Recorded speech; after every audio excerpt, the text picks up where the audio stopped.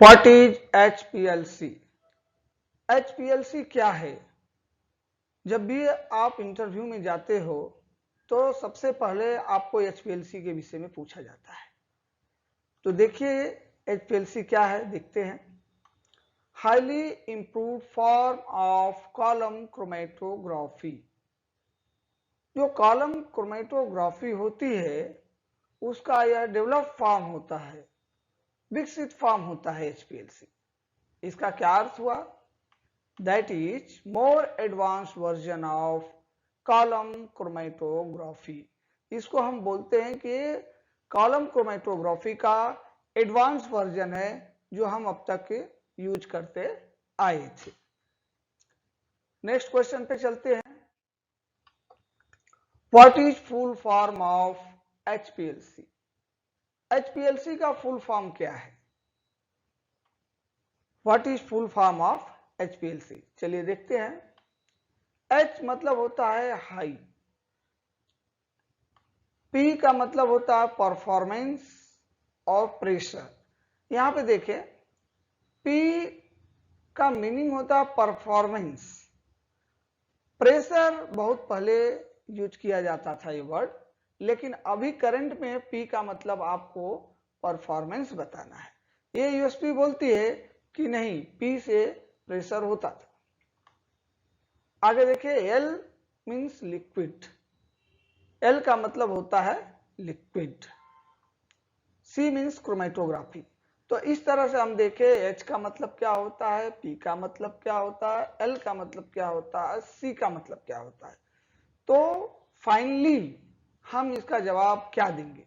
इसका जवाब यही देंगे कि हाई परफॉर्मेंस लिक्विड क्रोमेटोग्राफी। कभी भी आपसे इंटरव्यू में अगर एक क्वेश्चन पूछा जाता है, what is the full form of HPLC, answer is high performance liquid chromatography. Next question, what are components of HPLC? अभी तक तो हम HPLC का फुल फॉर्म जाने, अभी हम जानेंगे कि कंपोनेंट्स क्या होता है। तो देखिए, नंबर 1, सॉल्वेंट रिजर्वायर। HPLC में हम एक सॉल्वेंट रिजर्वायर होता है जिसमें मोबाइल फेज हम रखते हैं। दूसरा क्या है? पंप होता है जो मोबाइल फेज को पंप करता है। तीसरा क्या है? इंजेक्टर होता है जो आपके सैंपल को इंजेक्शन के लिए यूज होता है। फोर्थ पॉइंट है कॉलम। हम कॉलम यूज करते हैं, इसके विषय में हम विस्तार से आगे पढ़ेंगे। अभी नेक्स्ट देखते हैं। डिटेक्टर। डिटेक्टर की भी पूरी जानकारी बाद में विस्तार से लेंगे। ये 5वां पॉइंट है। 6वां पॉइंट है कंप्यूटर। तो आप देखिए, solvent reservoir, pump, injector, column, detector, computer, ये आपका कंप्यूटर है। यहाँ पे इस तरह से है। तो कभी भी आपको पूछा जाएगा कि what R component of HPLC, तो आपको यही जवाब देना है कि solvent reservoir, pump, injector, column, detector, computer. Next question, what is the principle of HPLC? देखो, ये मेन क्वेश्चन होता है। आप इंटरव्यू में जाते हो तो एक बार ये प्रश्न पूछा जाता है कि भाई बताओ, what is the principle of HPLC, और इसका आंसर लोग अलग अलग ढंग से देते हैं। तो मैंने जो प्रिंसिपल वही रखा है जो सब में सेलेक्ट करके और उसे क्रिएट करके एक सिस्टमेटिक ढंग से रिप्रेजेंट किया है। देखिए क्या होता है। When a sample solution enters into HPLC column through mobile phase under pressure, जब एक sample solution इंटर्स into HPLC column, HPLC column में जब इंटर होता है थ्रू मोबाइल फेज के माध्यम से, तो क्या रहता है? वो अंडर प्रेशर रहता है। फिर क्या होता है? Its components interact with stationary phase differently due to different polarity और अफिनिटी। इसके कंपोनेंट जो होते हैं interact with stationary phase. Column के अंदर स्टेशनरी फेज होता है। स्टेशनरी फेज का मतलब जो चलता नहीं है, स्थिर होता है। जो कार्बन के कंपाउंड होते हैं और सिलिका के, इनसे मिक्स होकर बना होता है, इसके विषय में बाद में पढ़ेंगे। तो क्या इसमें interact with stationary phase differently due to different polarity और अफिनिटी। हर मॉलिक्यूल का पोलरिटी अलग अलग होता है, एफिनिटी अलग अलग होता है, उसकी पोलरिटी के अनुसार ही वो स्टेशनरी फेज से रिएक्ट करते हैं। रिएक्ट करने का मतलब वहां पे अट्रैक्शन होता है, जिससे उनकी स्पीड स्लो हो जाती है। तो क्या होता है, देखिए next, which leads to different flow rates for the different components and separation of the components as they flow out of the column। इसका मतलब क्या है, which leads to different flow rates, जिससे द्वारा उसकी फ्लो रेट बदल जाती है। फॉर द डिफरेंट कंपोनेंट, अलग अलग कंपोनेंट्स की फ्लो रेट अलग अलग हो जाती है ड्यू टू अट्रैक्शन। फाइनली होता क्या है, सेपरेशन ऑफ द कंपोनेंट्स। इस तरह से स्पीड अलग अलग होने से कंपोनेंट सेपरेट हो जाते हैं as they flow out of the column. जैसे कॉलम से बाहर आएगा, पहला कंपोनेंट आएगा, फिर दूसरा कंपोनेंट आएगा, फिर तीसरा, जो भी रहेगा वन बाय वन बाहर आता है। तो इस पूरे प्रिंसिपल में मेन चीज यही है कि इसके कंपोनेंट्स रिएक्ट होते हैं स्टेशनरी फेज से ड्यू टू डिफरेंट पोलरिटी के कारण, और यही इसका मेन प्रिंसिपल है। इसी प्रिंसिपल के बेस पर HPLC बनाया गया है। चलिए नेक्स्ट देखते हैं क्वेश्चन क्या है जो इंटरव्यू में पूछा जाता है, या आपके बेसिक के लिए भी है। What are types of HPLC। अभी देखो HPLC के टाइप्स क्या क्या है, आपको नॉर्मली ये पढ़ लेना है, डिटेल में हम बताएंगे। तो what are types of HPLC, types of HPLC। पहला क्या है, नॉर्मल फेज HPLC। देखो नॉर्मल फेज, जब मोबाइल फेज हम HPLC में नॉर्मल कंडीशन में यूज करते हैं, नॉर्मल फेज यूज करते हो तो नॉर्मल फेज HPLC बन जाता है। दूसरा क्या है, रिवर्स फेज HPLC। तीसरा, third, size exclusion HPLC। Fourth, ion exchange HPLC। तो आपके इंटरव्यू में पूछा जाएगा कि भाई what are the types of HPLC। HPLC के टाइप्स क्या है, ये 4 टाइप्स आपको याद करना है, लेकिन एज ए फार्मा कंपनी में आप मेन फर्स्ट और सेकेंड पे फोकस करते हैं, normal phase HPLC, reverse phase HPLC। लेकिन ये 4 टाइप्स आपको मालूम होना चाहिए। हम आगे चल के नॉर्मल फेज HPLC और रिवर्स फेज HPLC के विषय में पढ़ेंगे। Next question, what are types of HPLC column. जैसे HPLC होता है उसी तरह से उनके टाइप्स बताया गया है। देखिए types of HPLC column, normal phase column, reverse phase column, size exclusion column, ion exchange column. तो यहां पे आपने देखा कि ये 4 टाइप्स के होते हैं। इसका हम विस्तार से आगे बताएंगे कि और किस बेसिस पे इसका क्लासिफिकेशन किया जाता है। ये 4 आप इंटरव्यू के लिए तैयार कर लीजिए। 7th question, what is normal phase HPLC। हाँ देखो नॉर्मल फेज HPLC होता क्या, आपसे पूछेंगे what is normal phase HPLC, what is normal phase HPLC। देखिए क्या है normal phase HPLC, packing material of column is more polar than mobile phase, more polar than the mobile phase. जो column का packing material होता है अगर वह more polar है, मोबाइल फेज से क्या है, मोर पोलर है, तो वो नॉर्मल फेज HPLC होता है। इसका अगला पॉइंट देखते हैं, पैकिंग मटेरियल्स ऑफ कॉलम में क्या रहेगा, silica that is polar material but water is more polar than the silica, therefore water is not used। याद रखिए जब हम नॉर्मल फेज HPLC यूज करते हैं तो वहां पे जो कॉलम होता है वह कॉलम में सिलिका होता है और उसमें वाटर का यूज बिल्कुल नहीं किया जाता। अगर वाटर का यूज करेंगे तो सब गड़बड़ हो जाएगा। इसलिए यही मेन पॉइंट्स है कि नहीं, हम नॉर्मल फेज में वाटर नहीं यूज करेंगे। और silica that is polar material, silica जो है यह एक पोलर मटेरियल है। तो अगला पॉइंट पे हम जाते हैं। 8वां, what is reverse phase HPLC। अब ये रिवर्स फेज HPLC क्या होता है? Reverse phase HPLC, piping material of the column is less polar than the mobile phase। ये रिवर्स फेज है। piping material of the column is less polar than the mobile phase।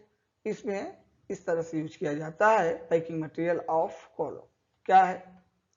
bonded hydrocarbons like C8, C18 and other non-polar hydrocarbons are used।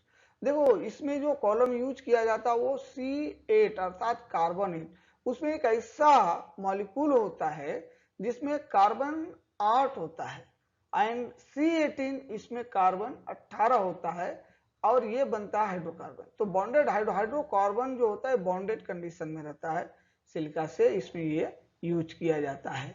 तो reverse phase आप समझ गए कि piping material of column is less polar than the mobile phase।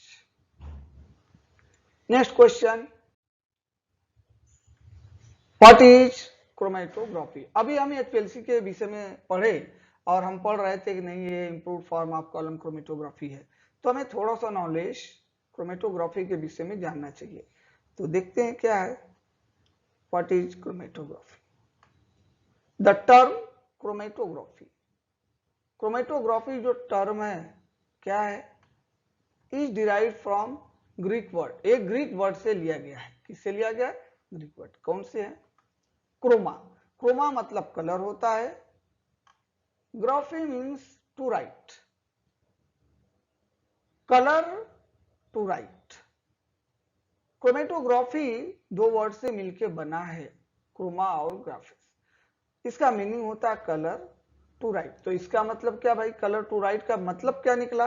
देखिए क्या मतलब निकला, next देखते हैं। क्रोमेटोग्राफी का मीनिंग हुआ कलर राइटिंग। क्या हुआ? Colour writing. कलर राइटिंग का क्या मतलब हुआ? Pigment separation. इसका मतलब होता है कि अलग अलग कलर को सेपरेट करना, यही हमारा कलर राइटिंग है। तो इसमें थोड़ा और जानते हैं। Separation of pigments presents in the leaves and flowers. जो पहले हमारे पत्तियों में, फ्लावर्स में जो पिगमेंट्स रहते थे उसको सेपरेट करते थे क्रोमेटोग्राफी के मेथड से, और इसके लिए इसका ये नाम ऐसा पड़ा है। एग्जाम्पल क्या है देखिए, रोज, मेरीगोल्ड एटसेट्रा। तो ये आपको इंटरव्यू के लिए क्वेश्चन, ये अपने नॉलेज के लिए इसको तैयार कर लीजिए। अगला क्वेश्चन देखते हैं, what is definition of chromatography. अभी देखो इसको डिफाइन कैसे करेंगे, what is definition of chromatography. अभी तो हम मतलब तो समझ गए, डिफाइन कैसे करेंगे भाई। क्रोमेटोग्राफी कौन सी टेक्निक है, क्या है, इस पे हम क्या करते हैं। तो देखिए what is definition of chromatography. An analytical technique used for separating a mixture of chemical substances into individual components। An analytical technique, यह एक टेक्निक है जिसके द्वारा हम केमिकल सब्सटेंस, जो केमिकल सब्सटेंस है उसके separating a mixture of chemical substance into its individual component, उसके इंडिविजुअल कंपोनेंट्स में सेपरेट करते हैं। कोई भी मिक्सचर रहेगा तो उसको अलग अलग सेपरेट करने की जो टेक्निक है उस टेक्निक का नाम है क्रोमेटोग्राफी। और वो कौन सी टेक्निक है उसको बोलते हैं एनालिटिकल टेक्निक। मतलब इस पे टेस्टिंग किया जाता है, एनालिसिस किया जाता है। तो ये इसकी एग्जैक्ट डेफिनेशन है जो आपको याद करना है। आगे देखते हैं next question, what are types of chromatography. Chromatography का भी टाइप्स होता है, इसकी टेक्निक का कौन सा देखते हैं क्या है। एज पर मोबाइल फेज, ठीक है, मोबाइल फेज के अनुसार इसको कैसे बनाया गया है। Number A, gas chromatography. इसमें गैस क्रोमेटोग्राफी है, क्या है, गैस सॉलिड क्रोमेटोग्राफी एग्जाम्पल है इसका। दूसरा एग्जाम्पल है गैस लिक्विड क्रोमेटोग्राफी। उसके बाद बी जो है लिक्विड क्रोमेटोग्राफी, इसका एग्जाम्पल है paper chromatography, thin layer chromatography, column chromatography. तो देखिए एज पर मोबाइल फेज हम क्रोमेटोग्राफी को दो कैटेगरी में बांटते हैं, गैस क्रोमेटोग्राफी, लिक्विड क्रोमेटोग्राफी। तो आप देख रहे हैं यहाँ पर कि गैस क्रोमेटोग्राफी और लिक्विड क्रोमेटोग्राफी दो टाइप की कैटेगरी है। तो जब ये दो टाइप की कैटेगरी है तो इसे हमें समझना है। तो कैसे समझेंगे, क्योंकि इसके एग्जाम्पल देखिए। गैस क्रोमेटोग्राफी के एग्जाम्पल है gas solid chromatography, gas liquid chromatography, और लिक्विड क्रोमेटोग्राफी के एग्जांपल है paper chromatography, thin layer chromatography, column chromatography. तो ये जो क्लासिफिकेशन बताया गया आपको एज पर मोबाइल फेज बताया गया। नेक्स्ट देखते हैं as per stationary phase. Stationary phase के हिसाब से क्या होता है, प्लेनर क्रोमेटोग्राफी, एग्जांपल है paper chromatography, thin layer chromatography, B जो है column chromatography, gas chromatography, liquid chromatography. हम यहाँ पे देख रहे हैं कि एज पर स्टेशनरी फेज हमारे दो टाइप के क्लासिफिकेशन होते हैं, प्लेनर क्रोमेटोग्राफी और कॉलम क्रोमेटोग्राफी। इसके एग्जांपल हम देखें तो प्लेनर क्रोमेटोग्राफी के एग्जांपल है paper chromatography, thin layer chromatography, और कॉलम क्रोमेटोग्राफी के एग्जांपल है गैस क्रोमेटोग्राफी, लिक्विड क्रोमेटोग्राफी। देखो ये क्लासिफिकेशन बताने का हमारा तात्पर्य यही था कि जब भी आप यूएसपी पढ़ेंगे तो यूएसपी के अंदर ये वर्ड आता है प्लेनर क्रोमेटोग्राफी, तो आदमी कंफ्यूज हो जाता है। तो हमने क्रोमेटोग्राफी का जो दो टाइप्स बताया एज पर मोबाइल फेज और स्टेनलेस फेज, ये आपको बस इतना याद रखना है, क्योंकि इसके और तरीके हैं और तरह से इसको क्लासीफाई किया गया है, तो उतना ज्यादा विस्तार की जरूरत नहीं है। अगर हम इतना जानते हैं तो हमारे लिए ये सफिशिएंट है। अगले क्वेश्चन पे चलते हैं। What is polar molecule. देखो ये वर्ड साइंस का आ गया और ये हमारे नॉलेज के लिए है कि पोलर मॉलिक्यूल क्या होता है, क्योंकि अगर आप इंटरव्यू में जाते हैं, अगर एचपीएलसी चलाते हैं तो ये आपको पता होना चाहिए। व्हाट इज पोलर मॉलिक्यूल, देखते हैं पोलर मॉलिक्यूल क्या है। Polar molecule is asymmetric either containing lone pairs of electrons on a central atom or having atoms with different electronegativities. Polar molecule is a asymmetric। ये जो molecule है वो asymmetric molecule होता है। असिमेट्रिक का मतलब होता है कि किसी भी चीज को दो पार्ट में हम अगर डिवाइड करते हैं तो यह एग्जैक्ट बरोबर बरोबर भाग में नहीं बटेगा। इसके ऊपर या तो लोन पेयर ऑफ इलेक्ट्रॉन होते हैं, जिसे either containing lone pair of electrons होता है ऑन द सेंट्रल एटम, या जो दोनों एटम होते हैं एक मॉलिक्यूल में उसकी इलेक्ट्रोनेगेटिविटी अलग अलग होती है, एक की लो होती है एक की हाई होती है। तो इसको हम आगे समझेंगे कि इसका मतलब क्या होता है। पोलर मॉलिक्यूल में आगे समझते हैं। A polar molecule is a molecule in which one end of the molecule is slightly positive while the other end is slightly negative। यहाँ पे हमें समझेंगे कि polar molecule is a molecule in which one end of the molecule is slightly positive. मतलब ये ऐसा molecule है जिसमें दो पोल बनते हैं, एक स्लाइटली पॉजिटिव बनता है एक स्लाइटली निगेटिव। इसको पूरा पूरा पॉजिटिव निगेटिव नहीं बोलेंगे, अगर पूरा पूरा पॉजिटिव निगेटिव बोलेंगे तो इसका मतलब होता है आयनिक कंपाउंड, लेकिन आयनिक नहीं, ये कोवैलेंट कंपाउंड होता है और इसलिए आपको स्लाइटली वर्ड यूज करना है। तो इसमें नेक्स्ट दूसरा knowledge, a molecule with in two poles each, a molecule with two pole each called dipole. देखिए एग्जाम्पल है वाटर, मतलब ये ऐसा मॉलिक्यूल होता है जिसमें दो पोल होते हैं, एक पोल जो होता है स्लाइटली पॉजिटिव होता है और एक पोल जो होता है वो स्लाइटली निगेटिव होता है। तो इस तरह से इस मॉलिक्यूल को हम बोलते हैं डाइपोल। अब ये डाइपोल है इसलिए पोलर मॉलिक्यूल है।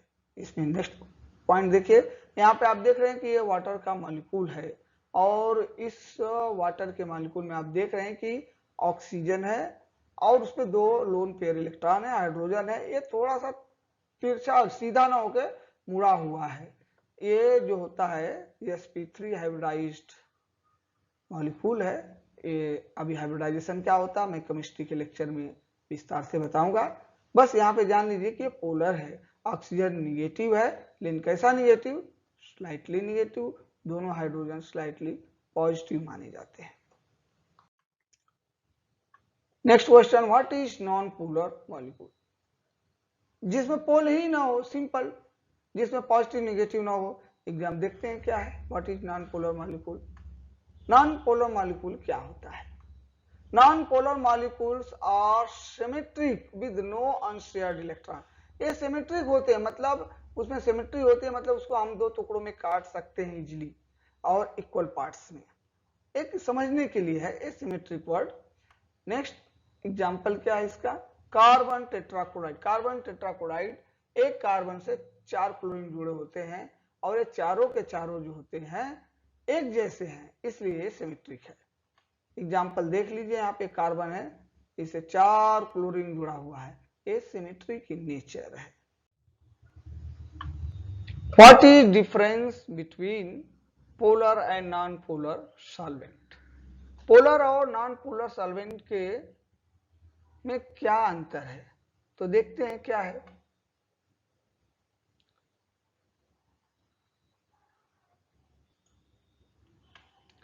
The polar solvent gets dissolved in a polar compound, whereas the non-polar solvent get dissolved in non-polar compound. Polar compound polar में डिजॉल्व होता है, नॉन पोलर में डिजॉल्व होता है। ये सिंपल है, इससे ज्यादा कुछ नहीं। नेक्स्ट क्वेश्चन पे चलते हैं।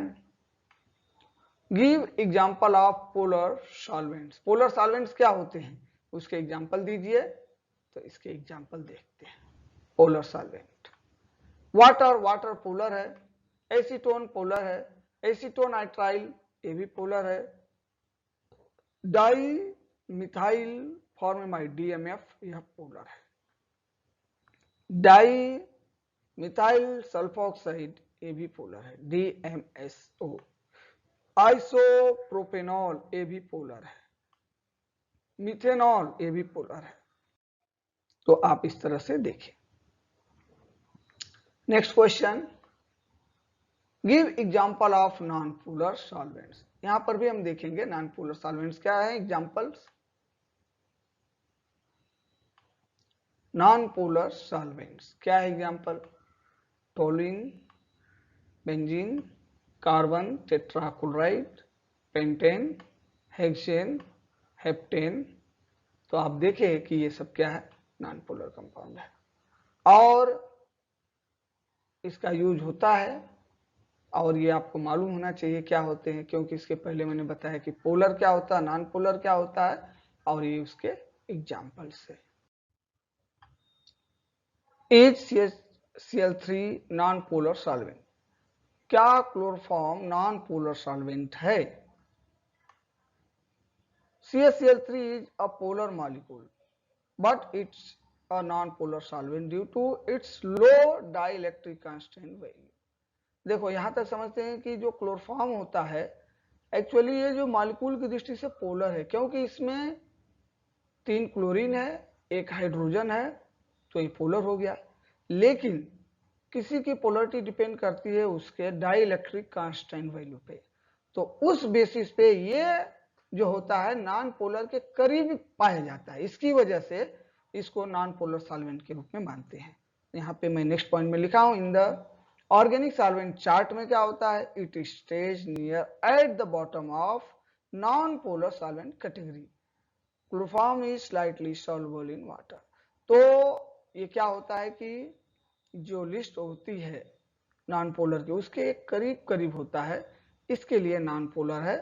फिर भी chloroform is slightly soluble in water, ये थोड़ा सा वाटर में सॉल्युबल होता है। तो हम जान ले, ये मेन नॉलेज वाला पॉइंट है, यहाँ पे सब लोग कंफ्यूज हो जाते हैं क्योंकि हमेशा क्लोरोफॉर्म को पोलर बोलते हैं।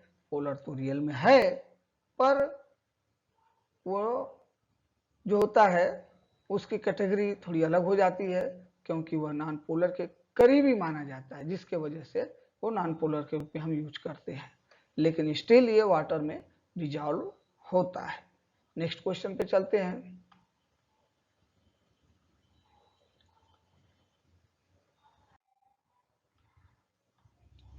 Define hydrophilic and hydrophobic. Hydrophilic क्या होता है, हाइड्रोफोबिक क्या होता है? आप इंटरव्यू में जाते हैं ना तो ये चीज पूछते हैं कोई कोई कि भाई जो ज्यादा टैलेंटेड लोग रहते हैं वो पूछ देंगे हाइड्रोफिलिक का मतलब क्या, हाइड्रोफोबिक का मतलब क्या, और इसकी कहाँ जरूरत पड़ती है ये भी हम समझेंगे। तो ये पूछा जाता है। देखिए, डिफाइन हाइड्रोफिलिक हाइड्रोफोबिक।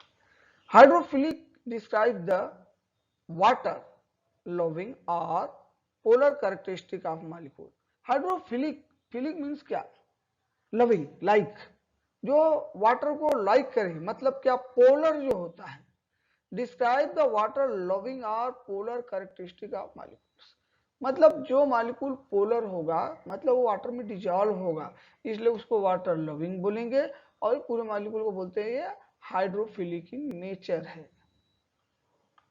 हाइड्रोफोबिक क्या है, डिस्क्राइब द वाटर हेटिंग, ये वाटर से नफरत करता है, और non polar characteristic of molecule, मतलब जो वाटर में डिजॉल्व नहीं होगा वो हाइड्रोफोबिक बोलेंगे, क्योंकि वाटर हीटिंग होता है। फिर सुन लीजिए, describe the water heating, water से घिरा करता है, मतलब ये डिजॉल्व नहीं होता है, और इसको बोलते हैं नॉन पोलर कैरेक्टरिस्टिक, इसके जो गुणधर्म होते हैं वो नॉन